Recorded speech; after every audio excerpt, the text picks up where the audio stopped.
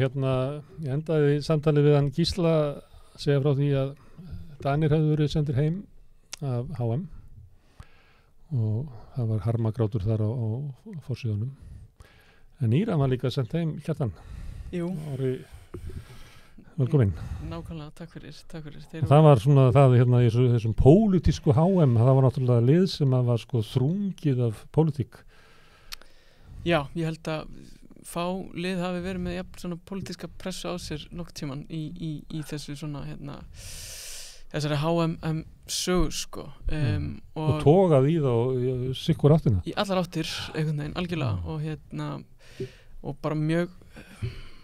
áhugavert í raun og veru að skoða þetta sem var í gangi eins og þú segir með Dani sem að grétu þegar þeim var sparkað út á HM en til dæmis eru búin að vera að sjá myndbönd af fólki fagna í Íran að Íranum hafi verið sparkað út á HM af bandaríkjamönnum og við erum að sjá Hvaða merkingu hefur það? Já, hvaða merkingu hefur það? Sko, það er mjög áhugavert að skoða þetta að núna stöndum við hérna í 2022 og Íran og Bandaríkin eiga leik sem er einhvers konar svona ekko úr fortíðinni líka því að sömu lið áttust við 1998 á HM í Frakklandi þar sem að eiginlega allt var öfugt með það sem það er núna í fyrradag var það ekki töpuðu Íranir sem sagt 1-0 á móti Bandaríkjamönnum og fólk fagnaði því á götum Írans einhvern veginn að þeir hefur verið sendir heim og það var allt annað upp á teningnum þarna 1998 ástæðan fyrir því er náttúrulega 1998 var kannski svona hápunktur bjartsýni í Íran hjá fólkinu og svona það var nýverið búið að kjósa nýjan forseta sem heitir Khatami sem var svona umbóta klerkur hafði verið til dæmis áður menningarmálaráðherra og undir hans stjórn var opnað fyrir blaðútgáfu og það var svona aðeins verið að leysa svona þessi bönd sem höfðu verið á fólki frá byltingu 79 Glasnost Já, það við heldur sem við búin að tala það með þetta að honum hefur verið líkt við Gorbachev til dæmis og Khatami sem sagt og það er rosa mikið bjartsýni í gangi og við erum að tala náttúrulega kannski svona 20 ár cirka frá byltingu sem þýðir að það er eiginlega ný kynslóð komin til, ég veit svo ára hvað við erum að segja eru komin inn á inn í háskólana, komin í einhver svona pólitískar umræður og það eru komnar upp svona umræður almennt bara svona hvað að segja, það er í pólitískar umræði í Íran á þessum tíma aldamótin cirka að þá er farið að tala svona umbóta bætur er svona inn í kerfinu nefnilega sáttum að við getum búið til okkar útgáfu af góðu samfélagi nefnilega. Með íslam og með þetta á grunni þessara byltingar sem var gerð og þetta svona hugmyndir sem eru ok, við getum ekki túlka kannski orð Guðs eru alltaf orð Guðs en við getum túlkað þau á einhvern ákveðin hátt og þú veist að það er að koma hana fram menn eins og Abdul Karim Soros sem að þú veist hefur verið kallaður svona Martin Íslam og svoleiðis sem er, þú veist, ég þurfa nú ekki að leggja dóma á þá yfirlýsingu en það er kannski svolítið lýsandi fyrir stemminguna sem er í gangi þá 98 og nú er þetta sámaður til dæmis var einn af þeim sem var í því ráði sem að svona endurskoðaði svona háskólanámskrána eftir byltingu og svona snýst svolítið þarna frá 80 þegar hann er að svona hreinsa út úr háskólanum og svo komin hann til 98 sem hann er að fara að pæla í einhverju svona og svona stór maður í þessar umbóta hreyfingu sko. Og svo við erum með hann forseta þarna og það er að byrja, þú veist, fólk er farið að gefa út blöð sem að hafa verið svona kannski, það eru svona nýjar raddir einhvern veginn, það er þú veist, ég meina við erum líka að tala að þú veist, Írak stríðið er þá búið að vera lokið í 10 ár því líkur hann 88 Khomeini deyr náttúrulega 89, þannig að þú veist þannig 10 ár komin frá því cirka bát og það er bjartsýni og það er stemning og það er hægt að sjá ok, við getum nýtt þetta kerfi sem við komið á, nú erum við bara komin langt frá stríðin einhvern veginn, við erum komin bara með alls konar hugmyndir og getum svona, við erum búin að fá kjósa okkar forseta, þetta var svolítið forseti fólksins sem var valinn 97,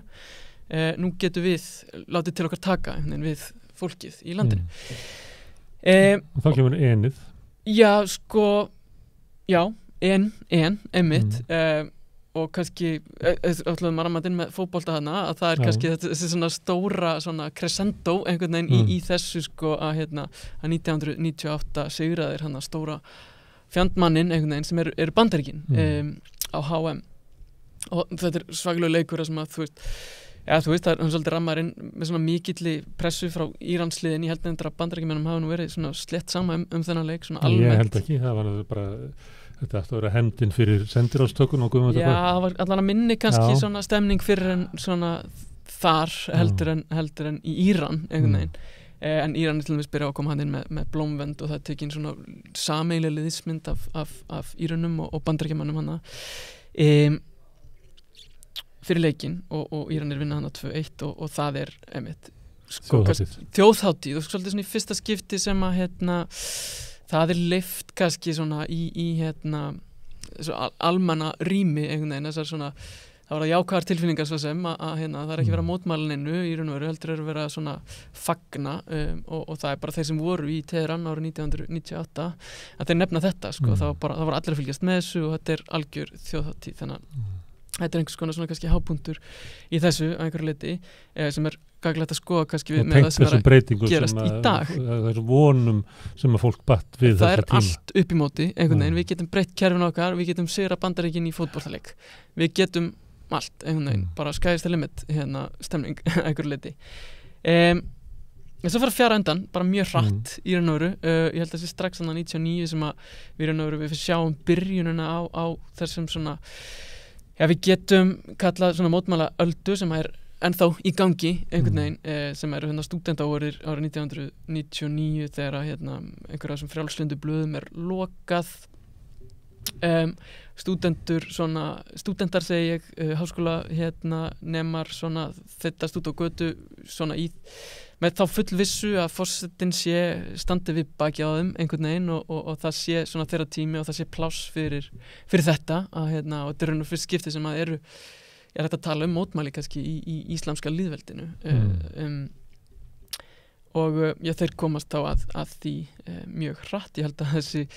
þessi stúdentamótmæli eða óeirðir eða hvað við maður kalla standi ekki nema í svona 2-3 daga þegar það er bara svona harkalega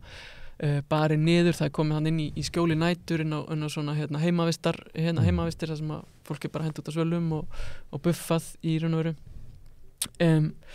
og menn er svolítið að bíða eftir að forsetinn stígi inn í og styðji mótmælendur og þessir háskólanemar og það gerist ekki og mjög líklega að það komið fram einhver svona gögn sem sýna náttúrulega að hún var kannski hótað svona valdaráni í raun og veru ef hún fær eitthvað að íta undir stuðning við þá sko. En það er stemmingin þarna og þetta er kannski hápunkturinn í því að menn trúa því að það sé hægt að breyta kerfinu og þá ef við kannski horfum á andstæðina sem er dagurinn í dag eða fyrradag einhvern veginn sem er þessi leikur aftur Bandaríkin, Íran, kannski mikið talað aftur, ekki sama stemningin fyrir þessu, ég meina þarna 98 er landsliðið kannski svona ótvírætt lið fólksins að einhverju leiti, að það er fólki sem styður liðið núna. Var staðan bara svolítið önnur. Reyndu þeir það ekki í fyrsta leiknum að þeir syngja ekki þjóðsöngin? Jú. Við minnum að fyrirliðin hafi sagt eitthvað akkurat þetta, að þeir væru lið fólksins, ekki stjórnvalda. Sko. En það virtist ekki vera nóg fyrir fólki í marga. Og þeir til dæmis... Vildu það ekki? Vildur vel ekki að vera að setja þetta á svið aftur? Já, ég veit ekki sko... Ég held kannski að þetta tengist þessu sko með að það er ekki hægt að svona þetta náttúrulega lið íslamska lýðveldisins að nafni til með þann fána og allt þetta og þetta kannski svona smá verið að sína undir að þessi vilji til að málamiðlana í raun og veru með þá íslamska lýðveldinu að sá tími er liðin. Að það ekki hægt að taka undir neitt sem heitir íslamska lýðveldi einhvern veginn og það engin framtíð í neinum ramma. Það ekki tækt í dag. Það ekki tækt að gera íslamska lýðveldi fullreynt. Og staðreyndin bara svo að það raun og veru fullreynt og við erum að tala náttúrulega frekar svona flókið stjórnmálakerfi sem hana í íslamska lýðveldinu þar sem þú ert með þennan æðsta leiðtoga sem að ert í raun og veru með einmitt íslamskt lýðveldi þar sem að þú ert með vilja Guðs einhvern veginn hann túlkað af einhverjum ákveðnum kreðsum og svo ertu með lýðræði og einhvern veginn þar þetta blandast saman og það gera það náttúrulega aldrei og við erum bara að tala það að þú veist núna í til dæmis síðustu þingkostningum, síðustu forsetakostningum að þá hefur verið kyrfilega bundið fyrir það að þeir sem hafa viljað bjóða sig fram af þessum svona frjálslinda væng, umbóta væng, að við getum skipt niður svona einhverjum stjórnmálum í svona tvær fylkingar, það umbóta öflin og það eru íhaldsöflin að það hefur kyrfilega verið bundið fyrir að umbóta öfl hafi geta búið sér fram til dæmis síðasta þing var yfirgnæfandi meiri hluti umbóta sinnar í raun og veru sem skilgreindu sig sem einhvers konar umbóta sinna forsetinn síðasti sem að kláraði sín 2 kjörtímabil þegar stjórnarskrá íslamska lýðveldisins segir að forsetar megi bara sitja í 2 kjörtímabil, hann kláraði sitt kjörtímabil hann 2021, hann var svona umbóta, kannski ekki umbóta sinni per se, en svona bakkaður af umbóta sinnum og svona nálægt að vera það einhvern veginn, ekki allavega svona ekki harlínumæður harlínumæður eða svona kerfiskandidat þegar hann klárar 2021 að þá raun og veru bara harðlínumenn í púkinu í það bara búið að stoppa alla sem ekki voru sko alveg dansuðu ekki eftir svona höfðinu sem þá æðsti trúarlegi stjórnmála leiðtogi. Þeir komast ekki á þing eða komast raunlega ekki í framboð? Nei, komast ekki í framboð. Og ekki til þings og það gerist líka í sístu þingkostningu. Þetta bara þingið bara orðið svo dúman í Rússlandi. Það bara allt eins og gerist á báðum stöðum í raun og veru að þeir sem voru svona frjálslyndari kandidatar til forseta gátu ekki búið sig fram. Þingið síðasta var umbóta sinnar í meira hluta og þingið núna sem ég man ekki hvernig kostningu voru hvort það var í árið eða í fyrra að þú veist það eru 218 af 270 hvort það eru 220 af 270 þingmönnum eru af þessum harðlínu armi að meðan það var sko það var meiri hluti umbóta sinna fyrir og það ekki af því að fólki í landinu búið ákveða að kjósa þá heldur voru það bara þeir sem komust í gegnum þetta nálarauga sem er íranska stjórnkerfi til þess að komast í framboð sko. Og mæti þó fólk ekki á kjörstað? Nei, það var náttúrulega léleg kosningaþátttaka en hún skýrist kannski fyrst og fremst út af því að frambjóðendur sem fengu að bjóða sig fram voru ekki umbóta sinnar. Þeir voru harlínu. Þú sátt ekki ástæð til þess að mæta þess að kjósa þá? Nei, þú veist það búið að rugga þessu. En þessi hvað, ég man ekki hvað skildir eftir, 50 sem á þinginu. Eitthvað svona vettvangur, formlugu vettvangur fyrir stjórnarandstöðu? Eða þetta orðið þannig? Nei. Það eini vettvangurinn bara gatan og mótmælin? Já, það eiginlega staðan núna og kannski þessna sem við sjáum og erum að tala kannski, getum talað ákveðna uppgjöf, ákveðin svona mikla breytingu frá ef við vorum að tala toppi í Bjartsýni 1998 þá vorum við kannski að tala toppi eða botni í Svartsýni eða hvað við maður kalla það í dag einhvern veginn að það sé full reynt með að láta þetta íslamska lýðveldi virka fyrir fólkið í landinu einhvern veginn og það sé umbætur innan þess séu ómögulegar vegna þess að frambjóðendur sem vilja umbætur fá ekki að bjóða sig fram hvorki þingkostningum né forsetakostningum og það sé raun og veru engar leiðir og einmitt að það sé eina sem hægt að gera að fara út á götuna sko. Það voru, þú nefndir þarna stúdentamótmælin þau hefur bara verið nokkra daga en síðan hafa mótmælin risið upp aftur og þú orðaðir næstu eins og þetta væri eiginlega sömu mótmælin það er sama bylgjan. Þessi sem búin að vera núna eru raunverulega meira áberandi, búin Já. að vera lengur miklu, og eru miklu sterkar heldur en nokkuð með verið áður og það ekki út af vonleysi, það getur að vera vonum að það sé hægt að gera eitthvað. Já, já, að það sko einmitt að eina vonin sé einmitt að það já, að nota orðið von samt kannski smá svona eitthvað sko, það voru að útskýra það svo skýrum. Ég bara, þú veist, ég meina vonina að það sé hægt að breyta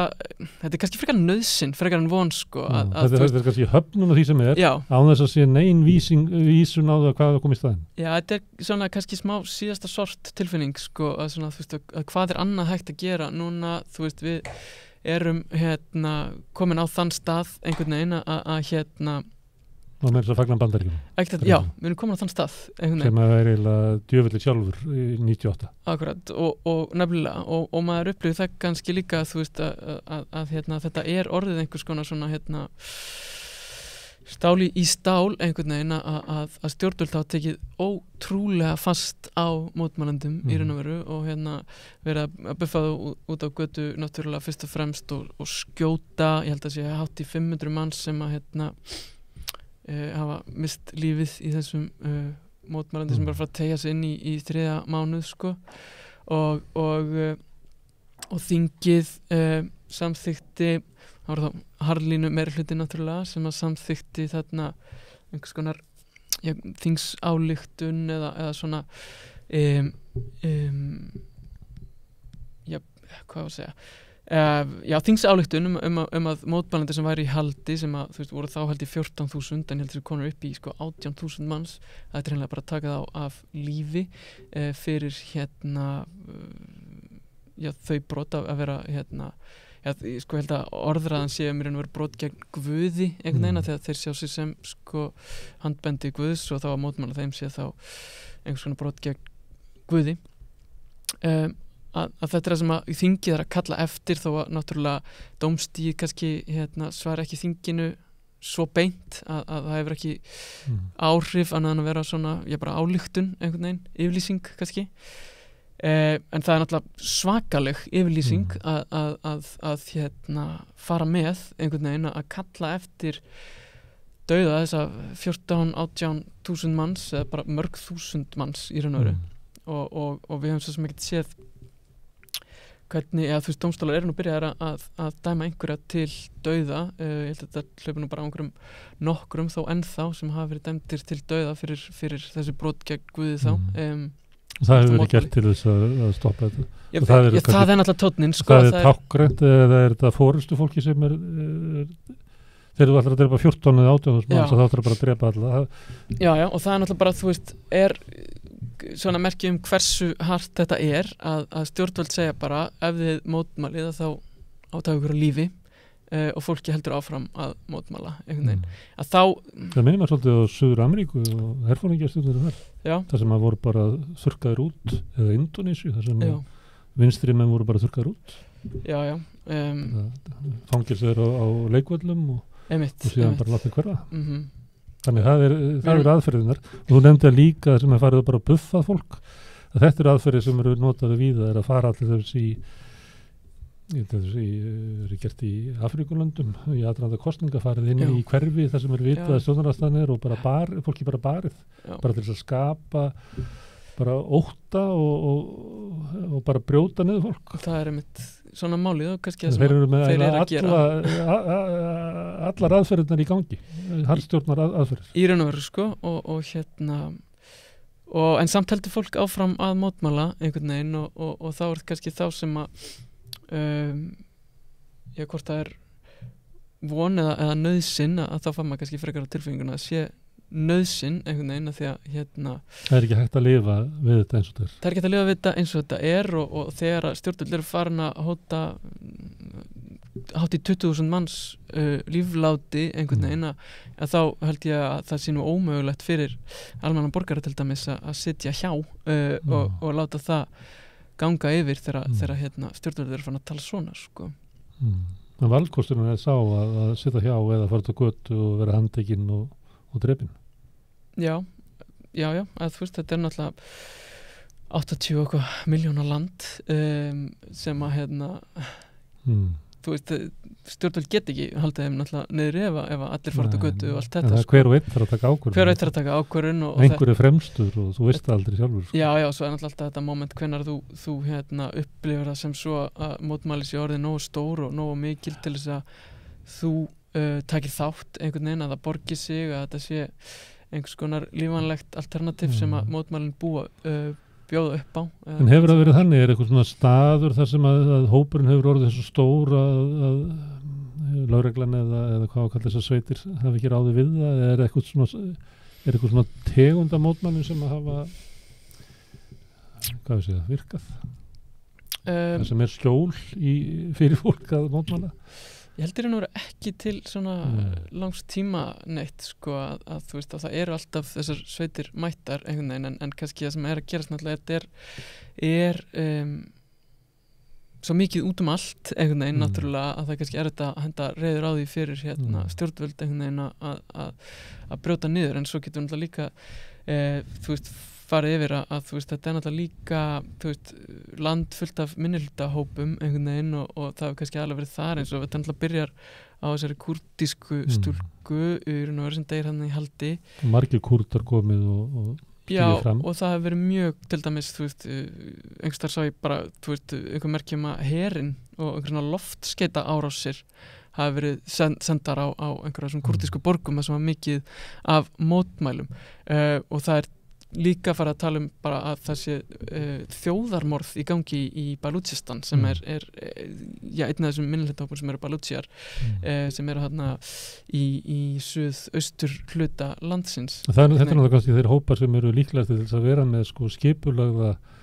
hreyfingu til þess að halda utan mótmælin. Jú, það eru þeir sem eru búin að vera í sjálfstæðisbaráttu í nákvæmlega og kannski eitthvað svona annað identity heldur en bara og mætta meiri hörku.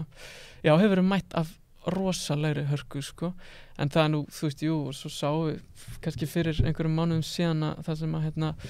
það voru reyndar hérna í norðurhluta landsins sem hefur svona almennt kannski nokkuð svona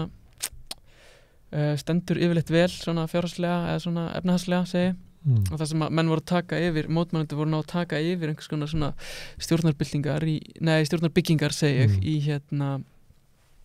í borgum hana fyrir norðan sko en svo er það bara búið einhvern veginn, það var nokkur mánuð síðan þetta var og þeim hefur bara hentar út aftur þannig að maður veit ekki sko og það er náttúrulega áhugavert líka að skoða þessi flókna pressa sem að íranska landsliðið í fótbolta hefur verið undir ég meina, ég held að ég hafi aldrei séð svona margar fréttir á svona stuttum tíma til dæmis þessi mótmæli bara á íslenskum fjölmiðlum til dæmis, það bara kom líka við ein frétt á dag þetta á vísi.is bara það sem að það var að vera að vitna í einmitt fyrirliðan sem var með einhverjar yfirlýsingar að það var strax komið einhvern veginn að þeir hefðu ekki sungið þjóðsöngin þannig að það hefur verið rosalega stór einhvern veginn vettvangur fyrir þessa litlu hluti sem þeir hafa þorað að segja einhvern veginn og íþróttirnar hafa í raun og veru spilað frekar svona stórt hlutverk í þessu líka þá er þessu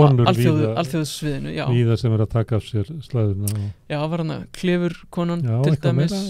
það var ein sem var þetta innan Íran held ég sem var Bogfimi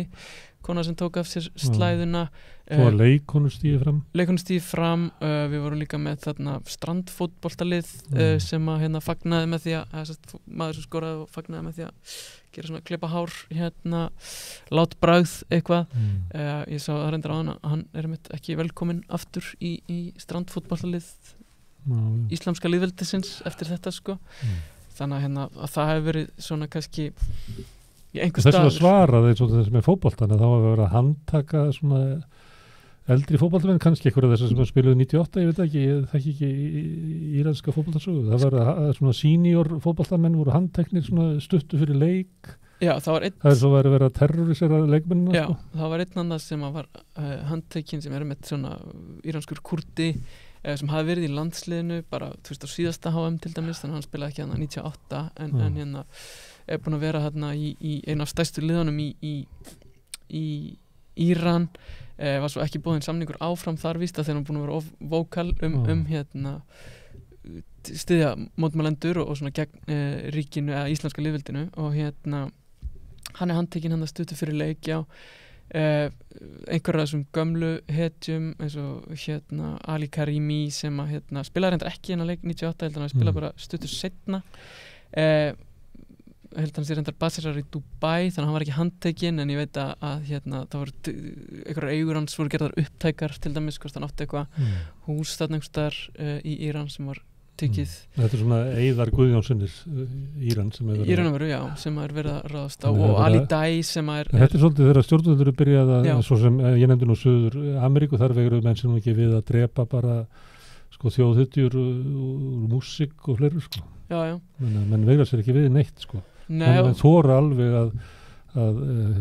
láta hetjurnar hverfa sko. Já, ekki segja þetta sko. En þú veist, og það kannski það sem við erum að pæla kannski núna að þú veist, nú íranska liðið á leiðin heim frá Katar og þeir hafa verið með þú veist, þeim hefur verið það virðist vera sem að stjórnvöld hafa tekið þann pól í hæðina að þeir vilja eigna sér landslið þannig að þeir eru búin að rósa liðinu fyrir sigurinn gegn Wales til dæmis og hafa rósað virðist vera að þeir sé að svona snúa blindu auga að þessu með skilst til dæmis að það hafi ekki verið sýnt í íranska ríkissjónvarpinu þegar þeir sungu ekki þjóðsöngin til dæmis. Það stóðu sér verst í þeim leik þannig að stjórnvöld getur notað það. Já, þú veist, það er náttúrulega alls konar sem að þeir getur tæklað sko. En segðu mér, þetta eru stjórnvöld sem eru bara alræðis stjórnvöld sem eru að berja á fólki. En einhver svona hugmyndarlegt barátta á milli? Skiptist íranska þjóðin í tvennt annars vegar þeir sem að vilja fara lengra inn götu íransku byltingarinnar og hins vegar þeir sem eru hlintari því að Íran verði líkara Vesturlöndum. Svona hefðu kannski getað talað 1980-85. Eitthvað svona eða þetta bara búið að vera svo lengi að þannig bara yfirvald sem að bara ver valdsitt með hörku og það ekki pólitík lengur í þessu? Nei, ég held að það sé svolítið svona komið yfir það einhvern veginn innanland samistkosti en svo kannski annar tepolli eitthvað svona allir þessir Íranir sem hafa alltaf flúið land einhvern veginn og kannski á mismunandi tíma og þú veist, og þú veist, eins og í Bandaríkjunum sem stór hópur Írana til dæmis og einhverjir sem að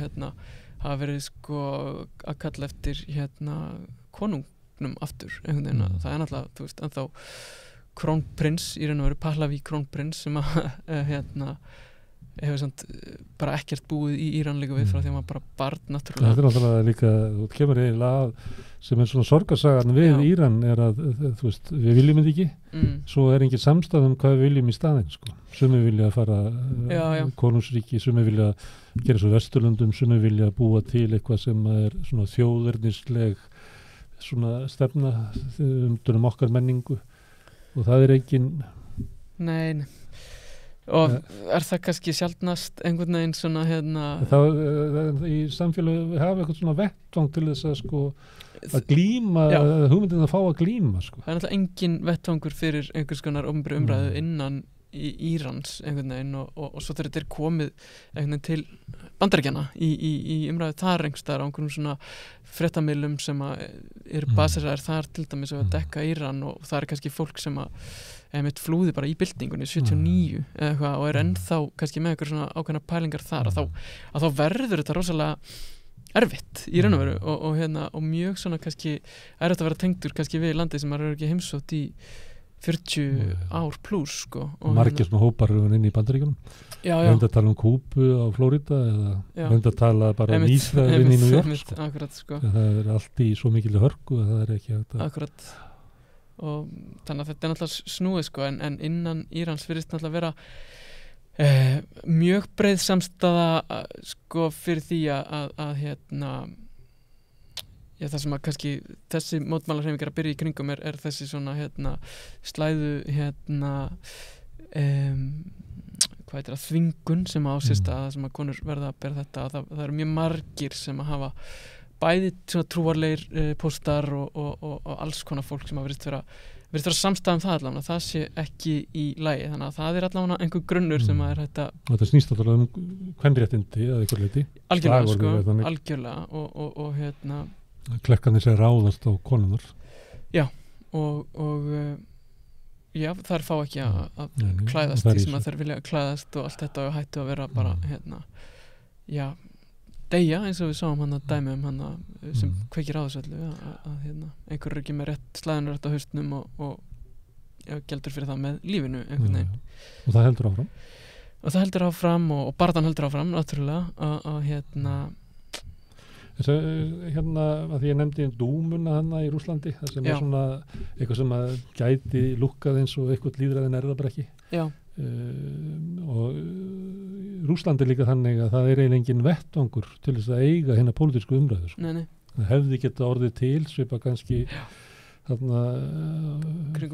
fyrstu í Eltsín árunum og kannski svona 97 það síðast að tækifæri svo bara þróast þetta eitthvað og verður ekki þarna og ég verið að tala við fólk sem hefur verið í Rússlandi og þá er talað sko að leiðin til þess að lifa inn er eiginlega að sökka sér ofan í einhverja menningu það er bara að lifa inn í rússneskri menningu og bara stjórnmálin er eitthvað þar að ég nefndi þarna leikonar og svona það er náttúrulega búin að til stórkostlegar bíómyndir til dæmis í Íran hvernig er það þannig sem að fólk getur lifað af inn í svona hörmulegu samfélagi sem bara funkar ekki er eitthvað svona í Íran þar sem að þú getur bara farið inn í eitthvað herbergi og lokað að þér og lifað einhverju lífi sem að bara tengist ekki pólitík Já, ég meina, þú veist að það virðist vera sem betur fer að allstaðar einhvern veginn að sama hversu erfitt ástandið er að þá tekst fólki að finna hamingjuna og finna einhver svona ljósan punkt og hérna og allt þetta dæmi sem er hægt að þú veist, einhvern veginn finna sig í og hjá sko, og það er náttúrulega fólk býr þarna einhvern veginn og fólk elskar líka landið sitt að einhverju leyti þó að hérna, stjórnvöld séu hræðileg sko, og þetta er alltaf þetta svona þessi svona barátta á milli lífsins og stjórnmálana einhvern veginn og hefur kannski mismikil áhrif á fólk náttúrulega kannski bara allstaðar eftir svona stétt og stöðu náttúrulega ég held að til dæmis ein af svona mínum áhugaverðustu upplifunum í Íran var þegar ég hérna fór í svona hérna sem ég held að var einhver svona varum að fara að skoða náttúru fór svona ferðaskrifstofu, keypti miða í rútu og held ég var að fara í svona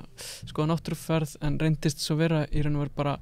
ferð út fyrir borgina þar sem við settumst í skógarlund og svo tekinn fram gítar allar stúlkunar tóku niður slæðuna einhvern veginn og svo spilað og sungið og hérna borðaður matur einhvern veginn þú veist þannig að fólk finnur náttúrulega leiðir fyrir alls konar saman hvort það er í menningu eða einhvers konar ferðum eða fótbolta eða hvað sem það er en svo kom augnablik það sem að það er ekki hægt þú verður að taka afstöðu samfélagi sem er á millum okkar að við búum það til sameiginlega og þó svo ég geti búið mig til einhverja vín og í einhverjum skóijarði að það kemur á þeim tíma að ég verð að taka ákvörðun og það virðist vera einhvers konar punktur núna sem að hérna þegar hvað var að segja að fólkið og íslamska lýðveldi geti ekki átt samleið mikið lengur virðist vera Ok, en það er eitt sem er sagt í svona ástandi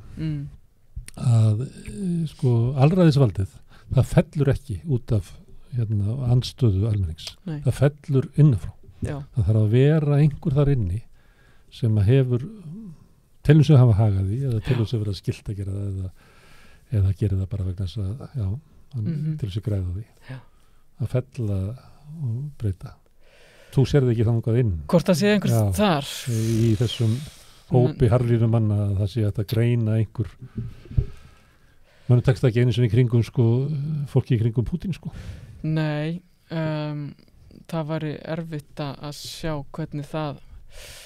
ætti að spila sig einhvern veginn, það er, þú veist, alltaf helst kannski það sem maður horfir til er aldur þessara líkil leikmanna einhvern veginn sem eru þá raun og veru original hérna byltingamenn eins og Khamenei og þessi menn sem eru í kringum hann einhvern veginn en kannski nýliðunum í þessum harlínu hérna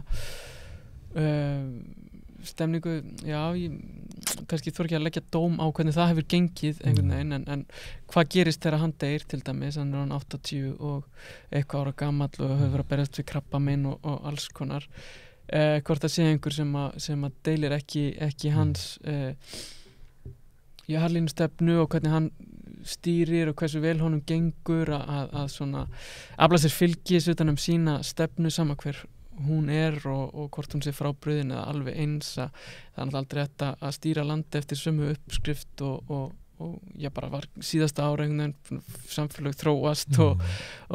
stjórnmálinn var að gera það með þannig að nei, ég veit ekki hvað, þú veist, ég veit ekki alveg hvað sem komi Gorbachev eða Khrushchev eða eitthvað. Já, þú veist að hvernig það verður sko er erfitt að segja sko, en akkurat núna er harka í þessu og erfitt að sjá svona þeir sem eru núna við völd eru harðlínumenn og já. En íraska byltingin er náttúrulega einn af sko merkilegustu atburðum 2000-aldarinnar. Já. Af því að